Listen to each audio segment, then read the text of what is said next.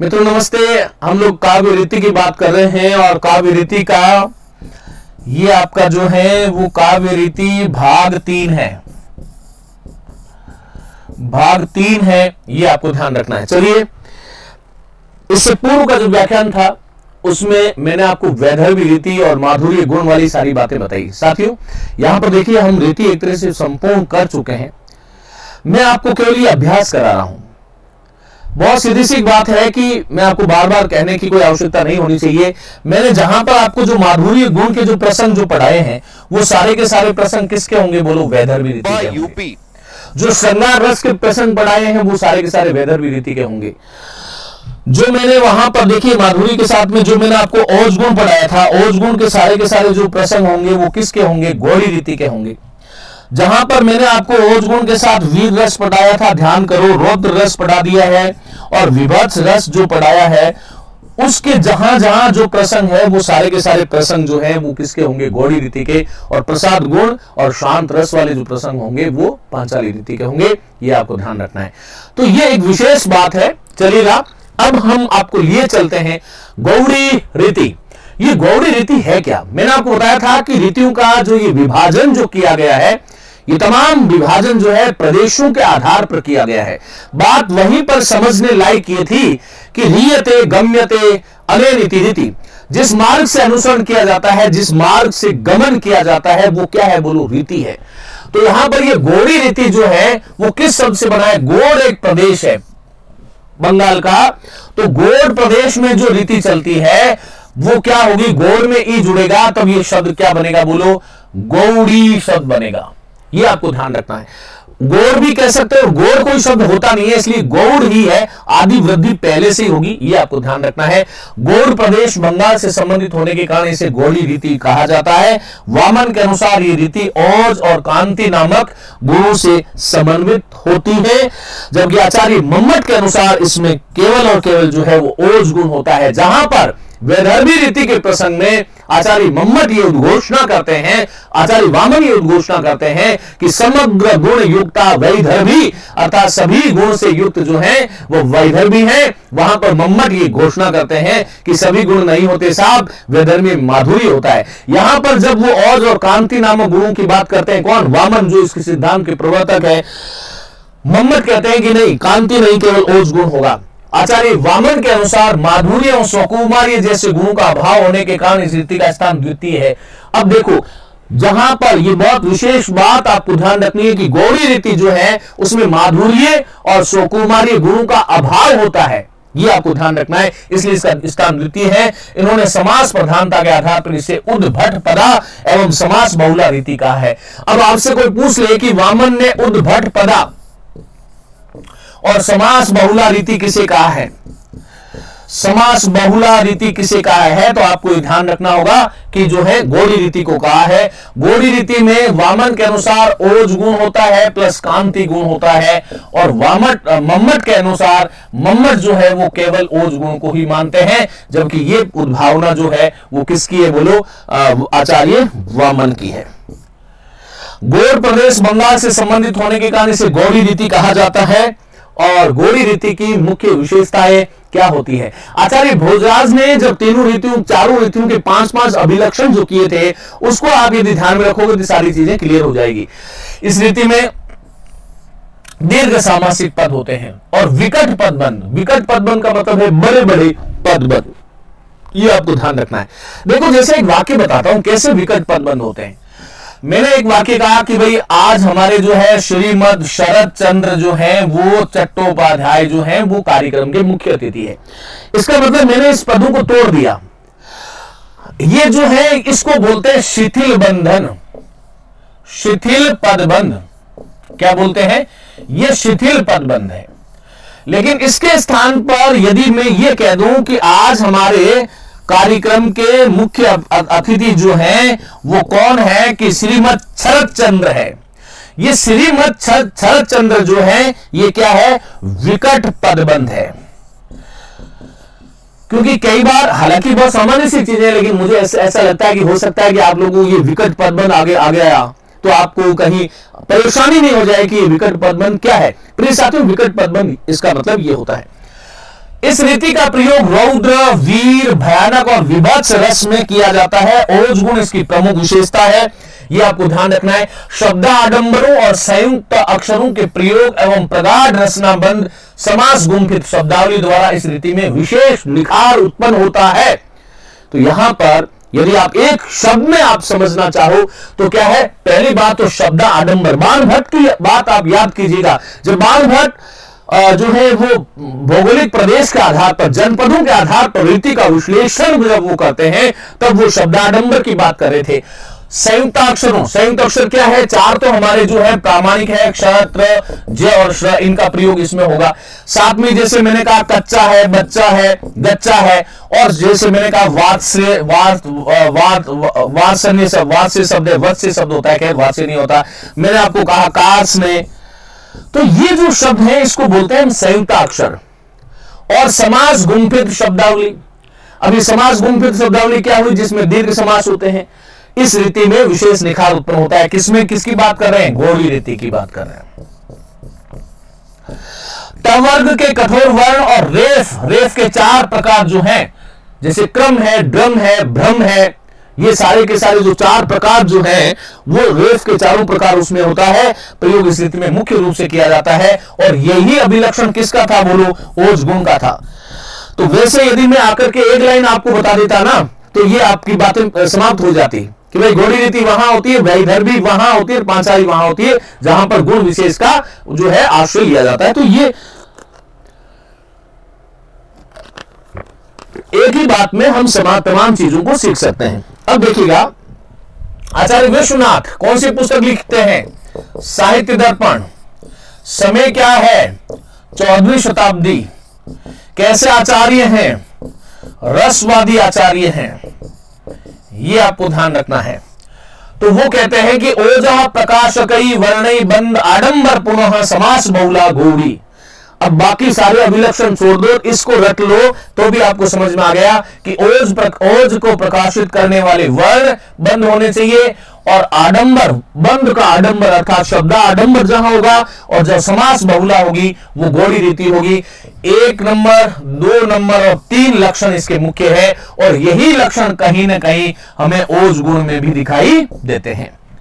अर्थात ओज गुण प्रकाशक वर्णों के सहित उद्भट रचना जिसमें समास और विद्वत्तापूर्ण पदों का अधिक प्रयोग होता है वह गौड़ी रीति होती है। उदाहरण क्या है, वो कह रहे हैं, महावीर बरी बंड भये महिमंडल मंडन निज भुज दंड उदंड चंड अरिमुंड विहंडन। यहां पर एक शंका आप लोगों को हो सकती है, बच के रहना है। क्या कि इसमें अनुस्वार युक्त वर्ण है, लेकिन अनुस्वार युक्त वर्ण के साथ देखो टवर्ग का बहुत ज्यादा प्रयोग है। दूसरी बात, यहां पर कौन सा गुण है, ओज गुण है। देखो भुज दंड उदंड चंड ये संयुक्त वर्ण है, अरिमुंड विहंडन। तो ये सारी की सारी चीजें जो है वो हमें जो है ओज गुण की तरफ ले जाती है। तब वर्ग कठोर वर्णों का प्रयोग है, साथ साथ वीर रसोसत सामासिक पदावली का प्रयोग है, और गुण कौन सा है, बोलो, ओज गुण है। और इसलिए रीति कौन सी हो गई, गौड़ी रीति हो गई। अब देखिएगा, ये देखो एक और प्रसंग है, हननाहट भूधन गोरन को ठन नाहट कातर मत ठयो घन नाहट सोनन बाण घुवई फन नाहट तोपन भूरी भयो। यदि आप इस शब्दावली से भी देखोगे ना, युद्ध का प्रसंग है भाई, और युद्ध का प्रसंग हो गया, इसका मतलब ओज गुण हो गया, वीर रस हो गया, और गौड़ी रीति हो गई।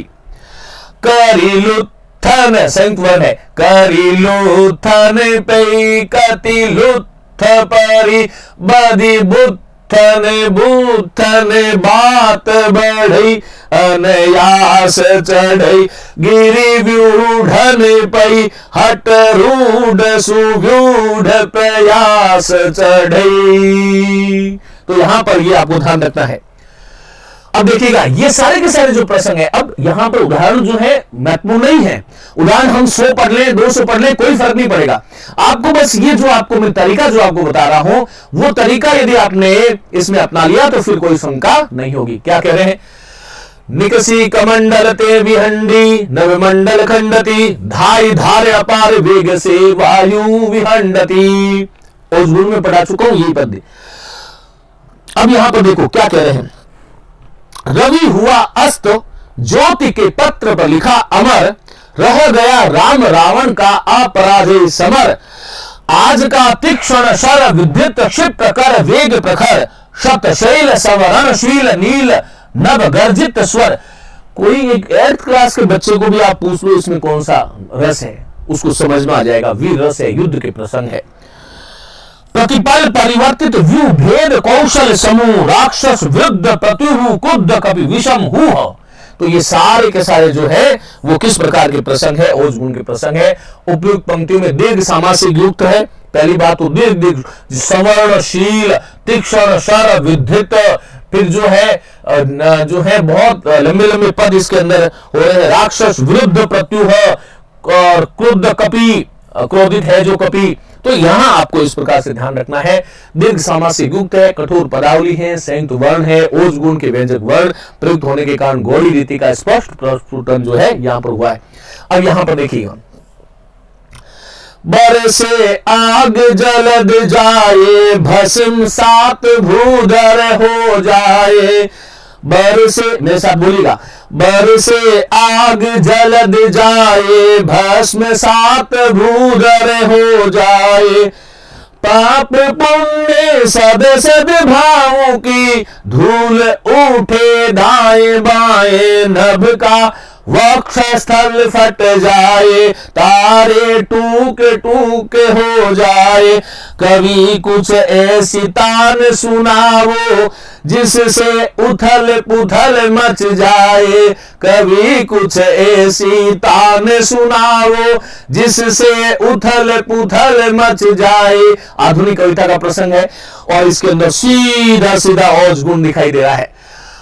है रुंड गिरे गज झुंड गिरे, कट कट अवनी पर शुंड गिरे। भू पर है निकल, भू पर है विकल, विकल है ये, भू पर है विकल वितुंड घिरे। लड़ते लड़ते अरिझुंड गिरे। इन उदाहरणों में द्वितीय वर्ण है, लंबे लंबे समासिक पद है, ट वर्ग का प्रधानता है, वीर रस और ओज गुण होने के कारण ये वैधर्भी रीति नहीं है। साहब गलती हो गई है, ध्यान रखना। वैसे तो अब आप खुद ही इसको संभाल लोगे, गौड़ी रीति है। अब ये पांचाली रीति, पंचाल शब्द है और ई। देखिए बरेली जनपद जो उत्तर प्रदेश यूपी जो है उससे ये संबंधित है। पंचाल में ई जुड़ेगा, आदि वृद्धि होगी, पांचाली शब्द निर्मित होगा। संबंधित होने का इसे पांचाली कहा जाता है। इसका सर्वप्रथम उपयोग 8वीं शताब्दी में हुआ था। कुछ विद्वान इसे कोमलावृत्ति भी कहते हैं। ये ध्यान रखना। आचार्य वामन के अनुसार पांचाली रीति में 2 गुण प्रधान होते हैं। एक तो माधुर्य सोकुमारी उत्पन्ना पांचाली। देखो यहाँ पर माधुर्य गुण होगा, माधुर्य गुण उधर भी हो सकता है क्या? उधर तो प्रधानता होती है, लेकिन वो कहते हैं कि माधुर्य सोकुमारी। अब ये माधुर्य सोकुमारी गुण है तो यहां पर जो है हम ये कैसे विभाजन करेंगे कि भाई जो है यहां पर जो है वो वैधर्भी नहीं है। तो वैधर्भी की विशेषता क्या हुई? वैधर्भी रीति जो है उसमें क्या होगा? सानुनासिक वर्ण होंगे, ट वर्ग का उपयोग नहीं होगा, कोमल कांत पदावली होगी। ये आपको ध्यान रखना है। माधुर्य गुण इसमें जो है हो सकता है, लेकिन इसमें ये विशेषता होगी। अब यहां पर देखो, आचार्य मम्मट के अनुसार इसमें मात्र प्रसाद गुण की प्रधानता होती है। वामन क्या कह रहे हैं कि माधुर्य गुण और सोकुमारी गुण इसमें होना चाहिए। मम्मट कह रहे हैं प्रसाद गुण। और ये मम्मट की बात जो है, देखो मैंने आपको कई बार बताया है कि भारतीय काव्य शास्त्र में यदि मम्मट जैसा विलक्षण प्रतिभा संपन्न व्यक्ति का आविर्भाव नहीं होता तो निश्चित रूप से ये हमारा जो भारतीय जनमानस जो है, जो साहित्य प्रेमी जो है, उनके सम्मुख काव्य शास्त्र की समस्या सदैव विद्यमान रहती। लेकिन उन्होंने जो तर्क स्थापना दी, उन्होंने जो स्थापनाएं की काव्य शास्त्र में, वो मौलिक है। और निश्चित रूप से पांचाली के साथ मुख्य संबंध प्रसाद गुण का है। प्रसाद गुण का अर्थ ये हुआ कि भाई प्रसाद गुण माधुर्य युक्त रचना में हो सकता है, लेकिन वहां पर अति सरलता होती है। और उसके लक्षण क्या है? शुष्क ईंधन में अग्नि के समान। अर्थात कोई ऐसा पद हो जिसमें जैसे शुष्क ईंधन में अग्नि जो है वो सहसा ही व्याप्त हो जाती है, और स्वच्छ वस्त्र में जैसे जल जो है, स्वच्छ वस्त्र में जैसे जल जो है वो सहसा ही जो है विद्यमान हो जाता है, उसी प्रकार कोई भी काव्य पंक्ति जो है जिसको देखते पढ़ते सुनते ही जिसका अर्थ बोध हो जाता है, वहां पर प्रसाद गुण होता है, और जहां पर प्रसाद गुण होगा वहां पर पांचाली रीति होगी। ऐसा कौन मानते हैं? आचार्य मम्मट मानते हैं। आचार्य बलदेव उपाध्याय द्वारा पांचाली को अलंकार जगत का जाज्वल्यमान नक्षत्र कहा गया है। बहुत महत्वपूर्ण बात है, बलदेव उपाध्याय द्वारा पांचाली को अलंकार जगत का जाज्वल्यमान नक्षत्र कहा गया है। इसकी स्थिति वैदर्भी और गौड़ीय रीति की मध्यवर्ती जैसी मानी गई है, ये वामन ने लिखा है। पांचाली रीति की प्रमुख विशेषताएं, इस रीति में दीर्घ समासिक पदों का क्या होता है? बोलो, अभाव होता है। पहली बात, इसके पद गाढ़ बंद युक्त और गाढ़ बंद युक्त नहीं होते, पहली बात नहीं होते, और औज गुण से रहित होती है, अर्थात गाढ़ बंद युक्त रहित और औज गुण से रहित होते हैं, और शिथिल पद होते हैं। मैंने आपको शिथिल पद समझाया था, श्रीमद शरद चंद्र वाला। मूलतः प्रसाद गुण, और दूसरा गुण कौन सा होता है? शांत रस की प्रधानता इसमें होती है। आचार्य विश्वनाथ के अनुसार पांचाली में 5-6 पदों तक के जो है वो समास हो सकते हैं, समास हो सकते हैं। समस्त पंच षट पदोबंद पंचालिका मताहा, ये आपको ध्यान रखना है। नहीं, 5-6 पदों तक के जो है बंद होते हैं, ऐसा है, ये बंद होता है, ये आपको ध्यान रखना है। समस्त पंच षट पदोबंद पंचालिका मता, 5-6 जो है पद बंद हो सकते हैं, वहां पर पंचालिका मता अर्थात पांचाली रीति होती है, ये आपको ध्यान रखना है। उदाहरण क्या है? देखो, बहुत सुंदर है। मैंने आपको जो अलंकार पढ़ाया था तब इसके बारे में मैंने आपको बताया था, क्या है? जिसकी रज में लोट लोट कर बड़े हुए हैं, मेरे साथ आप सभी लोग बोलिएगा, साहित्य संगीत कला विहीना, साक्षात पशु पुच्छ विषाणहीना, स्त्रीणम न खादन न जीव मानस तद भाग ध्येयम परमम पशु नाम। साहित्य संगीत और कला से विहीन व्यक्ति साक्षात पशु है, और इसलिए हमें प्रयास करना चाहिए कि हम साहित्य प्रेमी बने, हम संगीत प्रेमी बने, क्योंकि साहित्य का आस्वादन तभी संभव हो सकता है जब हृदय में ये कलाएं आपके विद्यमान हो। चलिएगा, जिसकी रज में लोट लोट कर बड़े हुए हैं, घुटनों के बल सरक सरक खड़े हुए हैं, परमहंस सम बाल्यकाल में सब सुख पाए, जिसके कारण धूल भरे हीरे कहलाए, जिसके कारण धूल भरे हीरे कहलाए।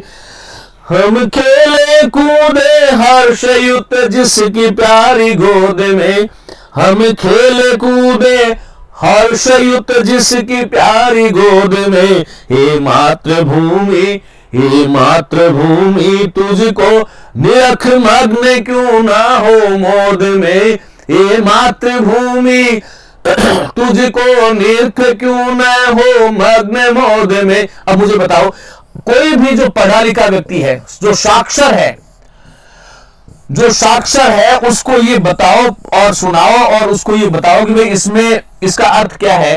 कोई भी बता सकता है इसका मतलब, इसमें ये सब विशेषताएं हो गई। शुष्क ईंधन में अग्नि के समान, स्वच्छ जल वस्त्र में सहसा जल के समान, ये अर्थ बिल्कुल व्याप्त हो रहा है। जिसकी रज में लोट लोट कर बड़े हुए हैं, कवि क्या कह रहा है? रज कहते हैं धूली को, जिसकी धूल में जो है लोट लोट कर हम बड़े हुए हैं, घुटनों के बल सरक सरक खड़े हुए हैं, और घुटनों के बल सरकते हैं और फिर खड़े हुए हैं। इस संसार में कोई सीधा मां के पेट से धावक पैदा नहीं हुआ। परमहंस सम बाल्यकाल में सब सुख पाए, जिसके कारण धूल भरे हीरे कहलाए। हम खेले कूदे हर्षयुत जिसकी प्यारी गोद में, हे मातृभूमि तुझको निरख मग्न क्यों न हो मोद में। हे मातृभूमि, तुझे निरख करके कोई एक कारण हमें बता दे कि हम आनंदित क्यों न हो, हम हर्षित क्यों न हो, हम आह्लादित क्यों न हो, हम उत्सव क्यों न मनाए। तेरी जो महिमा है वो बड़ी निराली है। और यहां पर भगवान राम का वो प्रसंग मुझे याद आ रहा है, जब वो कहते हैं कि अपि स्वर्णमयी लंका नाम रोचते लक्ष्मण, जननी जन्मभूमि स्वर्गादपि गरियसी। एक तो मेरी जननी और एक जो जन्मभूमि है वो स्वर्ग से भी बढ़ करके है। इसी प्रकार के भाव इस कविता में यहां पर व्यक्त हुए हैं। बाल्यावस्था का चित्रण है, कोमल का पदावली और समास रहित पद है। अब यहां पर देखो, ये फिर देखो, देकर निज गुंजार गंध मृदु पंद पवन को, चढ़ शिविका पर गई मांडवी राजभवन को। परुष वर्णों का इसमें अभाव है, कोमल और मधुर व्यंजक वर्णों का प्रयोग किया गया है, इसलिए यहां पर पांचाली देती है। अब यहां पर देखो, ये रसकान का सवैया जो है आप सब जानते हो, या लकुटी अरु कमरिया पर राज तिहुपुर को तज डारो, आठों सिद्धि नौ निधि कौसुक नंद की धेनु चराय बिसारो, वैस खान कबो इन आखिन सो ब्रज के बन बाग तड़ाक निहारो, कोटिक हूं कल धोत के धाम करिल की कुंजन के ऊपर वारो। बहुत सीधी सीधी है कि वो ये लाठी और कमरिया जो है उसके ऊपर तीनों लोक का राज मैं न्योछावर करता हूं, आठों सिद्धि और नव निधि का सुख मुझे इसी कमलिया में और लखुटी में मिल रहा है, और नंद की धेनु चराने में जो आनंद है वो आठों सिद्धि और नव निधि में भी नहीं है। रस खान कबो इन आंखिन सो ब्रज के बन बाग तराग निहारो। रस खान ये ऐसी प्रार्थना कर रहे हैं कि अगले जन्म में भी कभी आऊं, या इस जन्म में भी जब मैं उसके वन और बाग और तराग को निहारता हूं, जो आनंद मिलता है वो अनिर्वचनीय है। कोटि के हूं कल धूत के धाम करील के कुंजल ऊपर वारो। तो साथियों यहां पर बहुत सीधी सी बात है। अब यहां पर देखो क्या कह रहे हैं, उपयुक्त में सामासिक पदों का अभाव है, ओज गुण का अभाव है, और माधुर्य और सकुमार गुणों के व्यंजक वर्णों का प्रयोग किया गया है। इसके पांचाली देती है। क्या कह रहे हैं, फल फूलों से लदी डालियां मेरी, फल फूलों से लदी डालियां मेरी, वे हरी पतले भरी थालियां मेरी, मुनि बालाए हैं या आलियां मेरी। आलिया कहते हैं सखी को। तटनी की लहरें और तालियां मेरी, क्रीड़ा सामग्री बनी स्वयं निज छाया, मेरी कुटिया में राजभवन मन भाया। ये कुटिया में मेरी राजभवन की जितने भी जो है जो सुख सुविधाएं हैं वो सारी इसी कुटिया में मुझे मिल रही हैं। तो साथियों ये था काव्य रीति का व्याख्यान। मुझे पूरी उम्मीद है और इस आश्वस्ति के साथ इस प्रकरण से विराम लेता हूं कि इसके बाद आपसे कुछ भी नहीं पूछा जाएगा। हमने पूरी रीति के इतिहास को खंगाल लिया, किसने क्या कहा, क्या परिभाषा कही और किस प्रकार से हम उसको पहचान सकते हैं। इन तमाम विषयों पर हमने बहुत विस्तार से चर्चा करी है। मेरी बहुत बहुत शुभकामनाएं, और अगले प्रकरण के साथ जो भी होगा उसके साथ मैं आपको मिलूंगा। और सेकंड ग्रेड का जो काव्य शास्त्र है वो आज काव्य शास्त्र का जो प्रकरण है वो समाप्त हो जाता है। खूब पढ़िए, खूब बढ़िए और जीवन में अपने अभीष्ट को आप लोग प्राप्त करें। इन्हीं शुभकामनाओं के साथ नमस्ते, धन्यवाद।